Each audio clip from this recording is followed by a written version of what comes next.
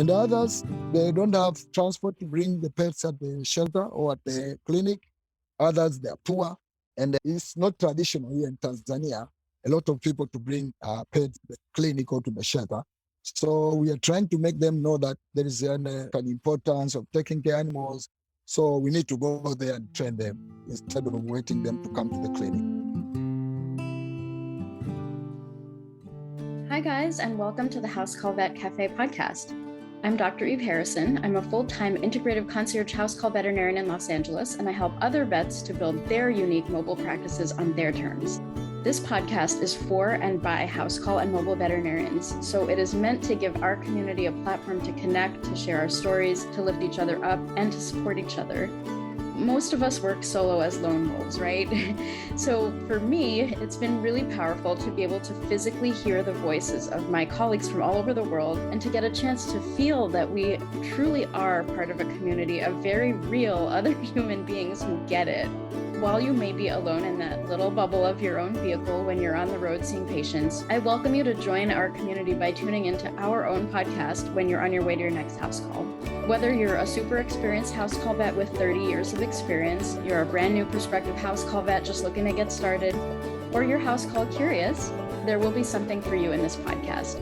Each episode, you will hear interviews from other mobile veterinarians just like yourself who are doing unique and innovative things, vets who are sharing their stories, their struggles and challenges, and you can also look forward to hearing valuable information and perspectives from specialists and experts outside of our micro niche.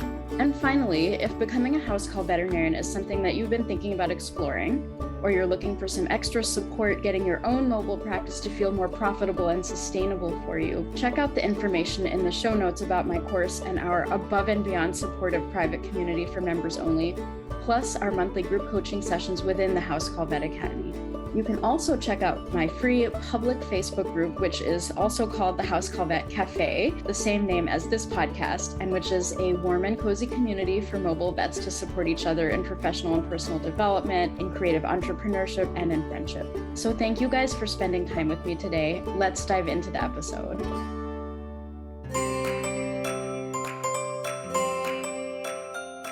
If you're looking for help with ultrasound scanning, whether that's choosing a new machine or developing your ultrasound skills, check out the First Opinion Veterinary Ultrasound website at fovu.co.uk for independent machine reviews and online and in-person teaching options. FOVU, simplifying ultrasound. Okay, everyone, we have an incredibly special guest on our show today. We have today a mobile vet from Tanzania who is speaking with us, and I wanted to introduce this special guest to you guys. So this is Dr. Evarest Maguo, and he has been a vet for over 30 years. In 1997, he established his own veterinary practice and mobile clinic along with his wife, Mrs. Evelyne. Am I pronouncing that right? Yeah, it's true. Yeah, okay. They're both experienced in agricultural services, environmental work, and the provision of veterinary care and animal welfare education. Evarest has been working as a vet since 1990 and holds a degree in environmental science and a master's in zoology. He is supported by his wife, Evelyne, who has a certificate in agriculture and livestock and currently operates their agricultural and vet supply shop. They also have an on-site shelter that they use to house and treat a large range of animals that require specific care, and it is their end goal to rehome these animals to good homes. Their clinic and shelter is Sekai, Arusha, and they also offer a mobile clinic service in Arusha and nearby areas. And so I'm super excited to have you here. This is my first time interviewing someone from Africa, Tanzania specifically, and I was checking out your work for a while before I reached out to you and have been so impressed just watching what you do and just so inspiring how many levels of animal welfare you take on and how many different ways you provide for animals and your community as a whole. So thanks again for being here. I'm really honored. Yeah, thank you so much. Thank you. Yeah, and I wanted to start out by first asking, what's your favorite snack to eat while you're on the road traveling to visit your patients? My favorite snack when I travel for like mobile clinics is granuts or peanuts. That is the Okay. easiest. Yeah. Ground nuts? What are groundnuts? Is that It's like a peanut. Do you have okay? peanuts? Peanuts. Okay. Very cool. Yeah. Awesome. And so I'm not even sure where to start. I have so many questions for you. Go on, go on. It's okay. No, Just go ahead. yeah, yeah. So, I've had folks from all over the world, never from East Africa before. And so I'd love to hear a little bit more about your journey. Is that where you grew up? Is that where you also received your veterinary training? Are there many other veterinarians in the area where you're practicing? What has your journey been like? Yeah, actually, I'm born from central part of Tanzania, somewhere known as Dodoma, the capital city of Tanzania. And I'm from the livestock keeper tribe known as Gogo. And we are livestock keepers. And since when I was young, I used to go with my grandfather for grazing of animals. We had kept like cows, donkeys, sheep and goats, and other animals, domesticated ones. And also, I had my little brother was a veterinarian. And then from there, I went to school, and then I went to secondary school. My secondary school was a special school. It was in agriculture and veterinary school. And then from there, I went to the college, veterinary, and then I was employed. That is how I started becoming a veterinarian and I built up interest in animals. And in our area, we have few veterinarians, and I'm the one who I do like mobile clinics, like traveling clinics. And a lot of them, they have their supplies shop. They just stay at their shop. They sell like veterinary drugs and so on and so on. But I'm the one who am doing like mobile clinics and animal welfare program. Yep. Fantastic. So your brother is also a veterinarian. Yes. Yes. Yeah, and you grew up in an agricultural environment, which I understand Tanzania is very agriculturally oriented. Yeah. Yeah. Very cool. And so there is a vet school in the area where you live, Arusha. Is that right? Yeah. Yeah. The veterinary schools. There is one in Morogoro. There is another one in Arusha. There is another one in Dodoma. And apart from the veterinary schools, also I have a lot of veterinary courses like artificial inseminations, meat inspection, animal welfare program, disease control, a range of veterinary courses. Yeah, and I see also that you have a lot of humanitarian causes that you're supporting as well, women and things like that. Yeah, It's true. very, very cool. So, can you tell me, so you're the only person who's doing mobile practice where you're traveling to your patients. How did you get started with that in your area? Yeah, first of all, is like my veterinary services is in two places. Like I have a mobile service that is outreach program, and then I have a station clinic. I have a clinic here, a registered clinic by the government. So the other people they bring their pets at the clinic, but the others they just give me a call so that I have to go to their places and do house to house visits. And the reason of why I'm going like house to house visits or outreach program is sometimes the people they bring animals here, they can hide information. So Yeah. well, I like very much going to their places so that I can see the environment. I see how they clean the kennels. I see how they feed. And also I can know what is the causes of the disease from the environment around there. And again, if you go there, you will not be dealing with an individual. It's like when he has just come to the clinic. You'll be dealing with the family members. So you have a wide range of training them, giving education of animal welfare so that they can become responsible. And also the neighbors. So you'll be dealing like more than 3, 4, 5 households. So that is why I like very much doing the traveling veterinary services. Yeah. And others, they don't have transport to bring the pets at the shelter or at the clinic. Others, they're poor. And it's not traditional here in Tanzania, a lot of people to bring pets to the clinic or to the shelter. So we are trying to make them know that there is an importance of taking care of animals. So we need to go there and train them instead of waiting them to come to the clinic. I know in your places, a lot of people they bring at the clinic. So it's like tradition over there. But here, very few of them they can bring here. Yeah.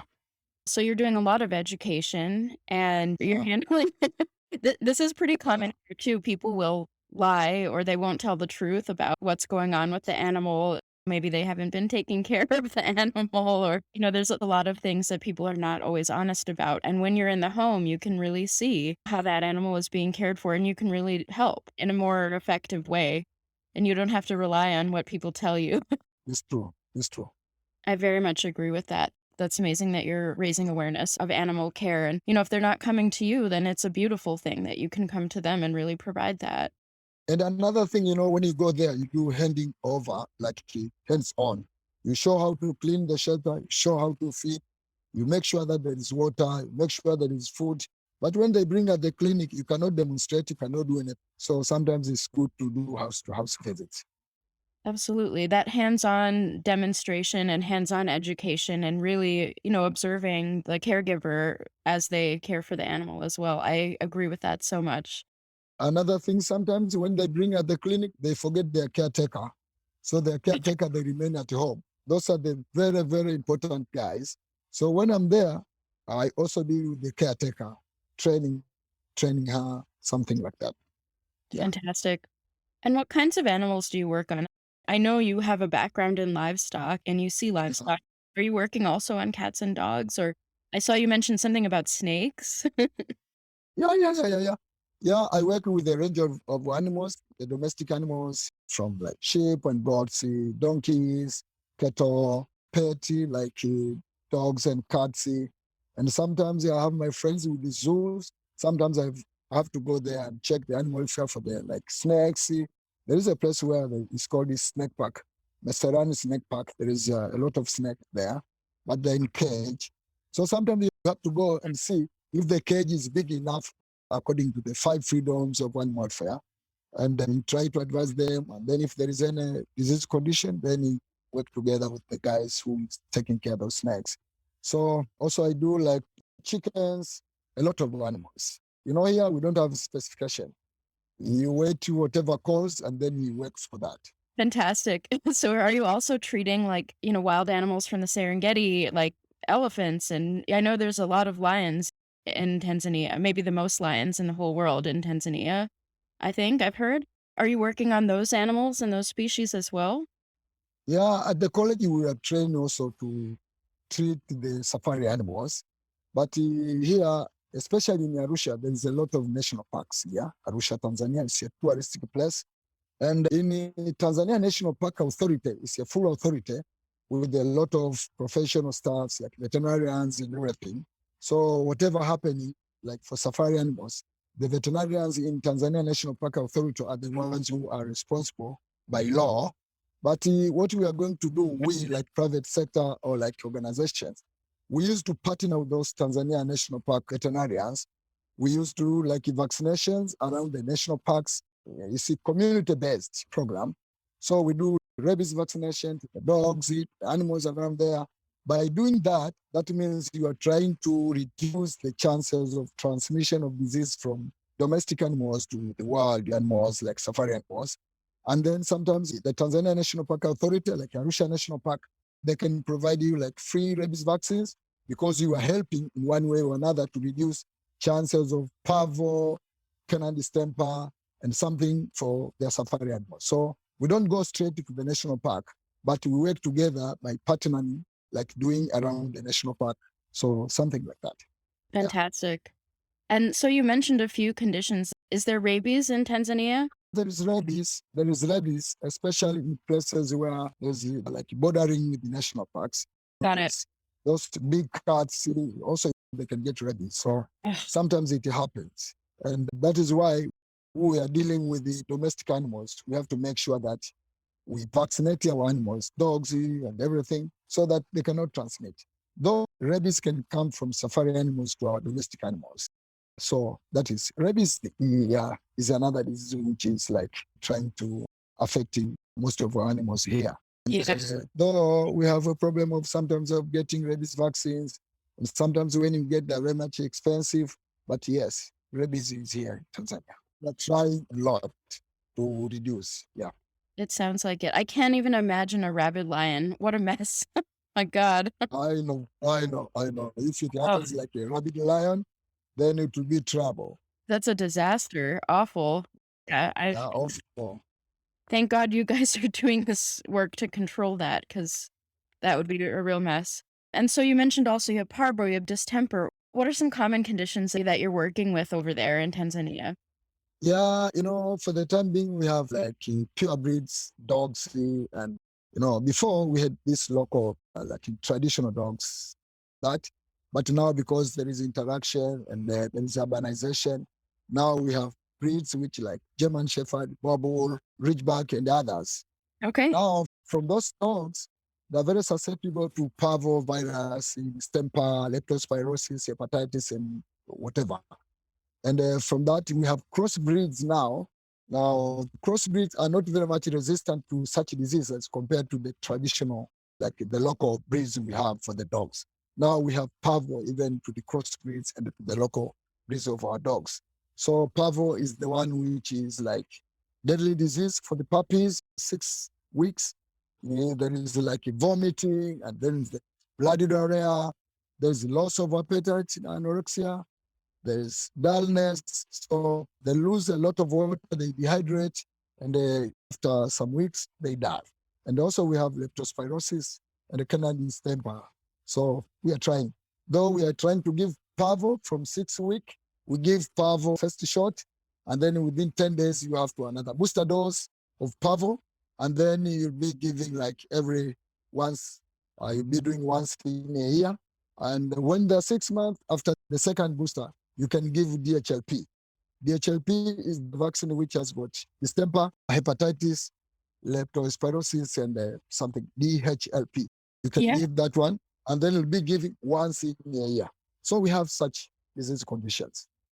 Very interesting. Your vaccine protocol is a little bit different from ours, but pretty similar. So you give 6 weeks. Did I understand 6 weeks is the first vaccine? Yeah, first the shot, and then after 10 days, 10 days. the booster parvo vaccine, and then you can give DHLP, and they'll be giving once in a year. It's like the rabies. When the puppy is 3 months, you can give rabies shot like a primer, and then you'll be giving once in a year. But for the deworming, you do every 3 months. For the deworming, you can give pills, or you can give ivermectin sub-Q under the skin. So something like that, yeah. Do you guys have a lot of problems with worms and fleas and things like that? Do you have ticks out there? Yeah. There's ticks, also there's worms, there's fleas, and we have typhoid disease known as mange. Mange, yeah. Mange, yeah, we have. So the flea repellent, like Frontliner and other sprays, they're very much expensive. You can find like maybe a dog of 25 or 30 kilograms is like 35 or 40 shillings, 40,000 shillings, of which is like you are talking about like 15 USD maybe. So a lot of people, they cannot afford that, though we have other chemicals like for deep wash, but sometimes with the mange, you have to use Frontliner and ivermectin, dexamethasone, and so on, so on, so on. Yeah. Okay, yeah, there's a lot of similarity. Yeah, very interesting. And with your livestock, are you treating any particular conditions very commonly with your chickens and cows, goats, sheep? Yeah, for the cows, actually for the ruminants, we have a problem of tick and tick-borne diseases, like East Coast fever, filariasis, and then we have anaplasmosis, and then we have babesiosis. We have like, even for the flies, like trypanosomiasis. So we used to awful. Yeah. East Coast fever, what you are supposed to do is to vaccinate, do immunization of ACF.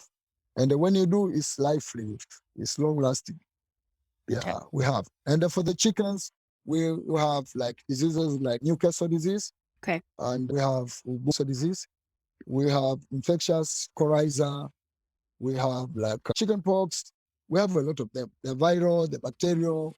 And a lot of infectious disease, it sounds like, yeah. Protozoan disease like coccidiosis. So we have. Yeah, we have. For the cows, you can vaccinate against contagious bovine pleuropneumonia. And for the goats, you can vaccinate against contagious caprine pleuropneumonia, the CCPP, the CDPP. And also there's some diseases for the cows like anthrax. We have. So we used to do annual vaccinations. We have a routine program. You know that after this, you have to do this. Sometimes there is occurrence of foot and mouth disease.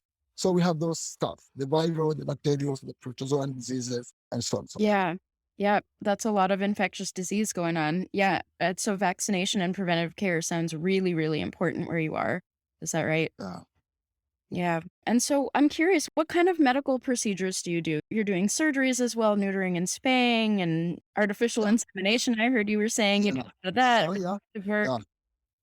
And what kinds of surgeries do you do there? At the clinic, at our clinic here, we have also a laboratory.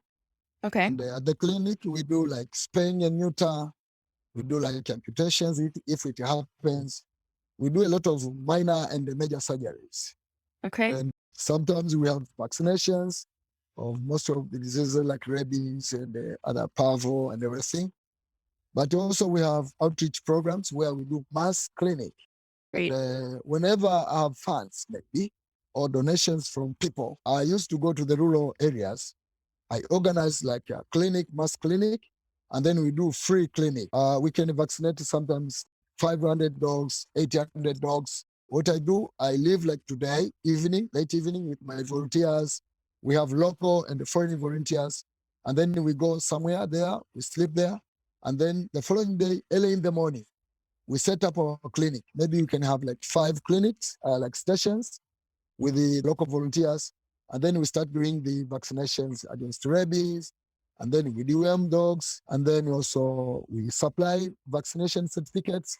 We supply education materials like leaflets or pamphlets on how to take care of animals.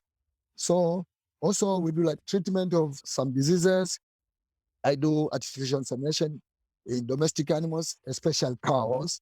We don't do in sheep and goats now, but cows, we do artificial insemination. Rabbits, we don't do. Right. We don't need to artificially inseminate them. They can handle it themselves. I don't know. Maybe to your side. Yeah. But also few inseminations in dogs. Really? Also, yeah. I can do like a collection of sperms from a boy, and then I do with the artificial insemination to the female one. So yeah, though it's not very much because we use natural mating. We use the boys straight. It's natural mating. Sure. So we have a lot of stuff. I do also education programs in primary schools. In animal welfare, we have the rehoming program because we have a shelter here. We have a shelter for dogs, and also we have cats. So we have rehoming program. And a lot of people sometimes they come, though it's not a lot like in your countries, but the other people they come, they adopt puppies from our shelter, full vaccinated with all the treatments and care. So they adopt it from here. And we used to go to like political meetings. We meet with the community. We try to educate them and house to house this. So we have a lot of stuff we are doing according to the veterinary services and care. Yeah. Fantastic. And so I know you mentioned talking a little bit more about the legislation. You're doing work with welfare legislation and the local police as well. I know you said the local police, it's hard to regulate animal welfare. Can you talk to me a little bit about that work there? Yeah, as far as the animal welfare is concerned, we have a livestock policy of our government of 1995. And also we have the Animal Welfare Act number 19 of 2008 with the regulation of animal welfare of 2010. It's a new thing. Before, a lot of people, they were not aware of the animal welfare. It's like when you go to the livestock markets, you see a lot of animals are suffering, they are starving.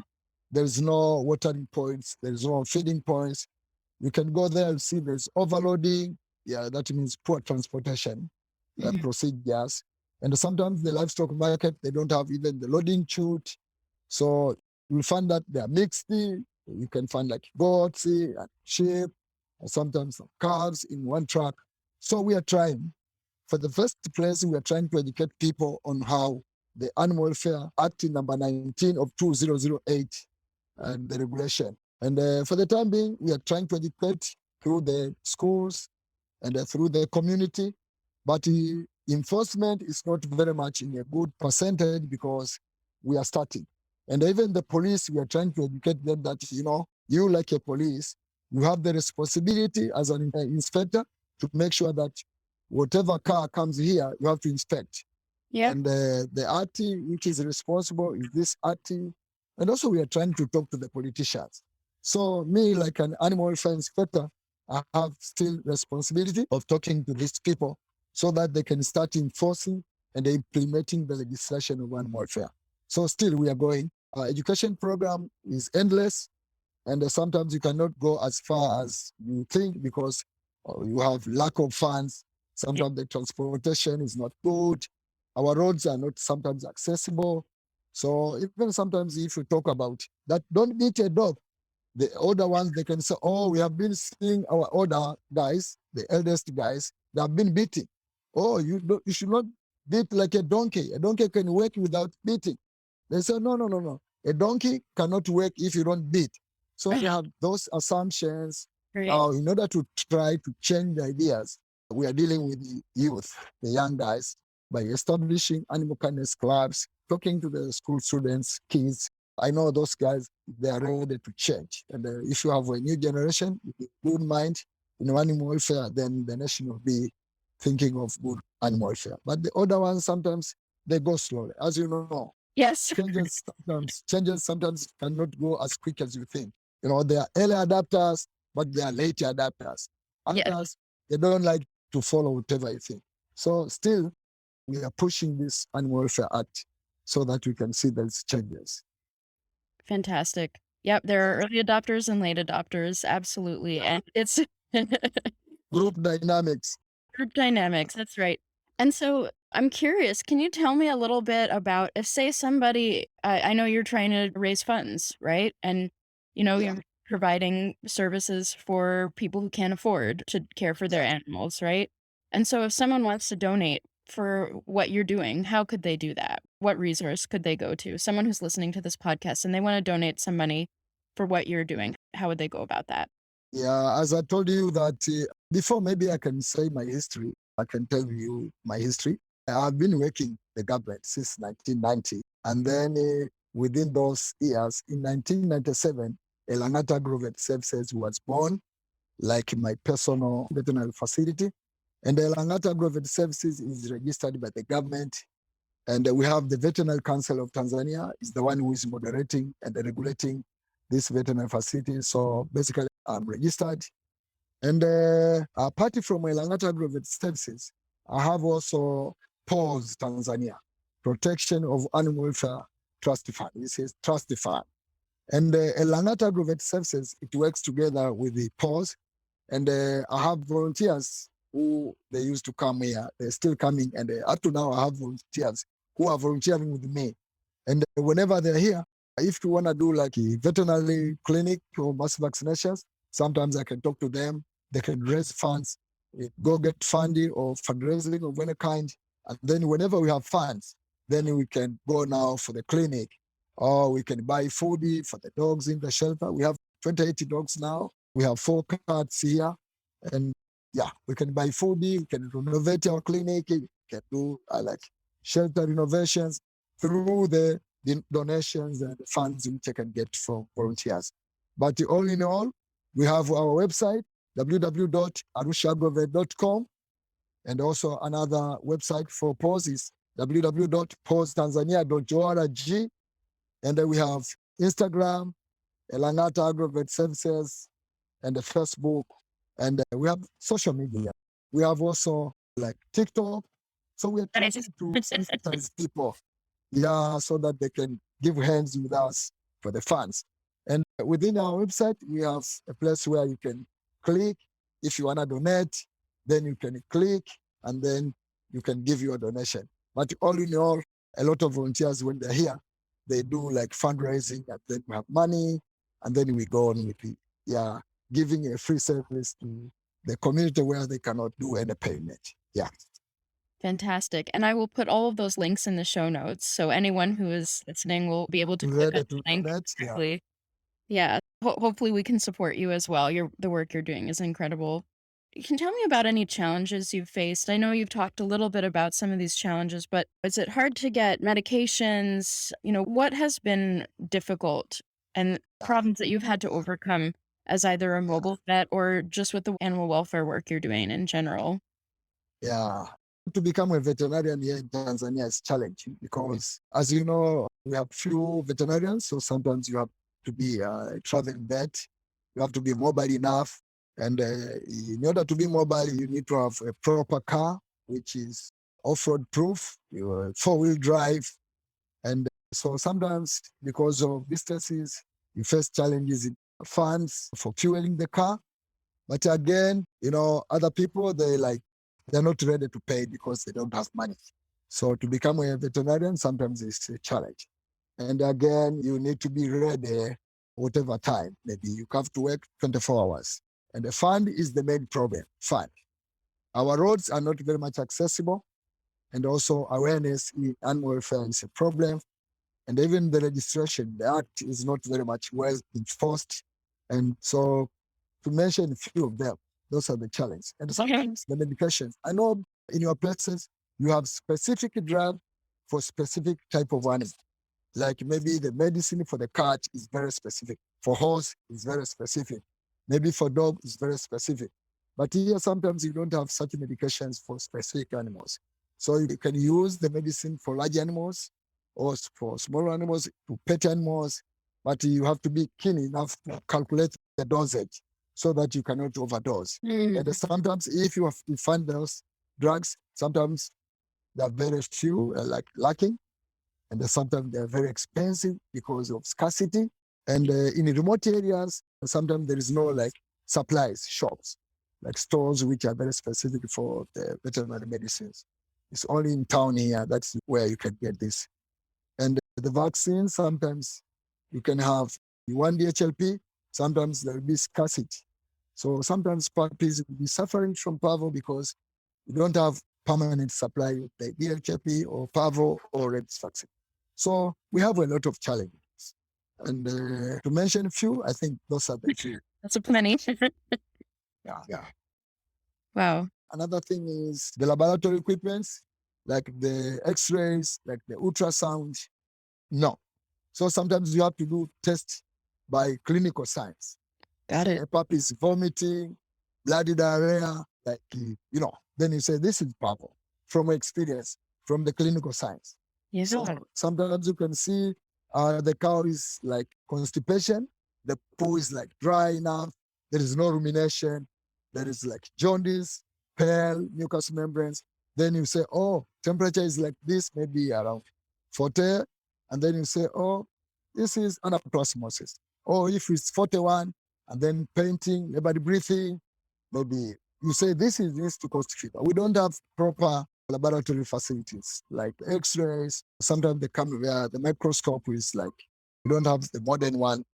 And like the reagents, sometimes you don't have the reagents for specific tests. Yeah, so even the pregnancy check, sometimes I know in other countries they can use milk to test the pregnancy, but here we use pregnancy check by hand. Yeah, so the physical exam and the history and empirical diagnosis sounds really, really important where you are. And you don't even have access to X-ray or ultrasound, is that right? Or you have it, but people can't afford it. I don't have. I wish to have that, but I don't have. And I don't think if I can afford it. I know they're very much expensive. And we cannot get here. Maybe we need to import maybe from Europe or somewhere maybe. We don't have. But I wish to have. I know in your clinics, like the veterinary clinics, in your countries, you have all those stuff. Yep. It makes life easier. It does. It's a challenge. You have to use a lot of your brain. Yeah, absolutely.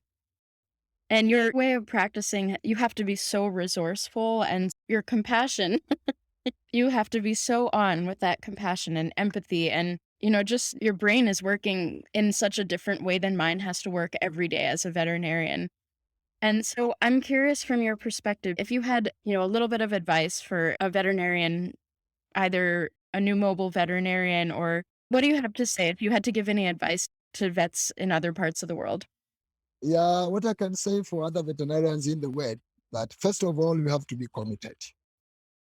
You have to be committed. And another one, you have to work like 24 hours because you can have a call anytime.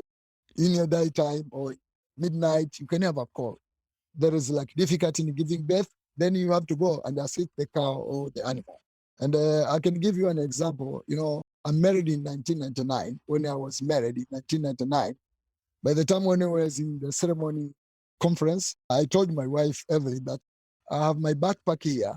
In case if it happens that there is any call, I'm going to leave you here in the stage, and then I'm going to attend animals, and then I come back. So you have to be committed. And you don't have to have any excuse. And you have to be all the time. You need to learn. You need to learn because now you are not in school. You are not in university. So you have to learn online. Sometimes YouTube, sometimes Google. You have to learn because there is a lot of medications now. You have to know the prescription, dosage, and everything. And also even new diseases. So if you are not online all the time, then you cannot do your veterinary practice. And another thing, you have to have a phone which is all the time online. That means you need to have data all the time and a full charge. And a veterinarian has got no holiday. You don't have holiday.